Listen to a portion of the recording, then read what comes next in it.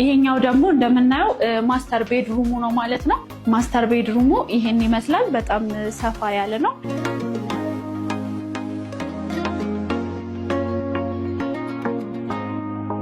ይሄኛውም እንደ ሊቪንግ ሩሙ ባልከኒ ያለው ማለት ነው። ይሄም ናቹራል ላይት ይኖረዋል ማለት ነው። ሌላው ደግሞ ማስተር ቤድሩሙ የራሱ ክሎዜት አለው፣ መልበሻ ክፍል ይኖረዋል ማለት ነው። ይሄኛው መልበሻ ክፍሉ ነው። ይሄ ደግሞ ባዝሩሙ ነው ማለት ነው። ባዝሩሙ ተፋ ያለ ነው በጣም። ሌላው ደግሞ ሁለተኛው ቤድሩም ደግሞ ይሄን ይመስላል ማለት ነው። የራሱ ባዝሩም አለው ማለት ነው። ለብቻው የሚጠቀመው ባዝሩም ይኖረዋል ልክ እንደ ማስተር ቤድሩሙ። ይሄም ናቹራል ላይት ያገኛል ማለት ነው። ሁሉም ቤቶች በቂ ብርሃን አላቸው ማለት ነው። ይሄ ደግሞ ኮመን ባዝሩሙ ነው። ተጨማሪ አጠቃላይ 3 የባዝሩሞች አሉት ማለት ነው።